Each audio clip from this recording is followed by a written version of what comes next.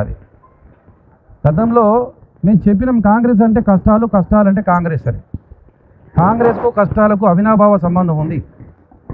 ఒక గోనె సంచి 36 రూపాయలకు అమ్ముకుంటారు ఈ కాంగ్రెస్ వాళ్ళు. అధికారులు, కాంగ్రెస్ పార్టీ రాజకీయ నిరుద్యోగులు కలిసి ఇలా 36 రూపాయలకు ఒక గోనె సంచి అమ్ముకుంటారు మార్కెట్లో.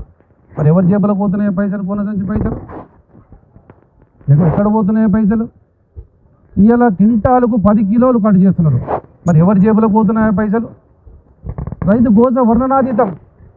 ఇవాళ నీకు 2400 రూపాయల చొప్పున అని మద్దతు ధర ఇస్తున్నావు, కానీ మొక్కజొన్న 1700కు 1650కి మార్కెట్లో అమ్ముకొని పోతున్నారు.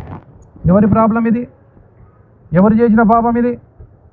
నువ్వు కరెక్ట్గా ఉంటే మొక్కజొన్న కొనుగోలు కేంద్రాలు ఏర్పాటు చేసినావు, కానీ నామమాత్రంగా ఏర్పాటు చేసినావు. కానీ గోనె సంచులు లేకుండా, గన్ని బ్యాగులు లేకుండా ఏమైనా కొనుగోలు కేంద్రాలు ఓపెన్ చేస్తారా?